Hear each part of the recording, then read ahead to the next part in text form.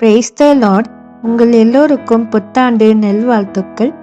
உங்களுக்காக கொடுக்கப்பட்ட இன்றைய வார்த்தை சங்கீதம் 65:11. வருஷத்தை உம்முடைய நன்மையால் முடிசூட்டுகிறார், உமது பாதைகள் நெய்யாய் பொழிகிறது.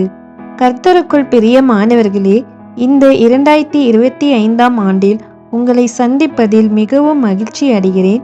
கடந்த நாட்கள் முழுவதும் கர்த்தர் நம்மை கண்மணியைப் போல பாதுகாத்து ஒரு குறைவில்லாமல் வழி நடத்தி வந்திருக்கிறார். அதற்காக கர்த்தருக்கு ஸ்தோத்திரம். இன்றைக்கு ஒரு சிலருடைய சாட்சியில் கர்த்தர் என்னை அதிசயமாய் நடத்தினார், ஒன்றுக்கும் குறைவில்லாமல் நடத்தினார், செழிப்பான வாழ்க்கையை தந்தார், பல செல்வங்களால் என்னை ஆசீர்வதித்தார் என்று சொல்கிறார்கள். கர்த்தருடைய நாமம் அவர்களுடைய சாட்சியின் மூலமாய் மகிமைப்படும்.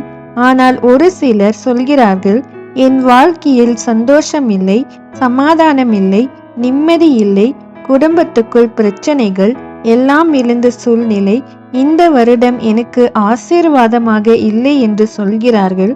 உங்களுக்காக தான் இந்த ஆசீர்வாதமான தேவனுடைய வசனம்.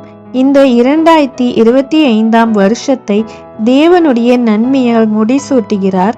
சிலர் உங்களுடைய எதிர்காலத்தை குறித்து கவலைப்படுகிறீர்கள் அல்லவா? தேவன் ஒரு புதிய துவக்கத்தை தரப்போகிறார்.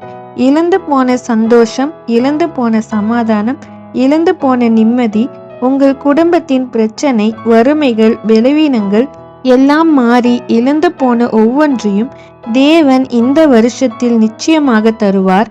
ஆரம்பம் அற்பமானாலும் முடிவு சம்பூரணமாயிருக்கும். கடந்த வருஷத்தில் நீங்கள் கர்த்தரை முன்பாக வைக்காமல் போனாலும் இந்த வருஷத்தில் நீங்கள் எடுக்கிற ஒவ்வொரு காரியத்திலும் கர்த்தரை உங்கள் முன்பாக வையுங்கள். ஒவ்வொரு காரியத்திலும் ஜெயத்தை காண்பீர்கள். இந்த வருஷம் முழுவதும் நன்மையால் ஆசீர்வதிப்பார். தடைப்பட்டிருக்கிற ஒவ்வொரு காரியமும் இந்த வருஷத்தில் நிறைவேறும். செழிப்பான வாழ்க்கையை தருவார். ஆமேன்.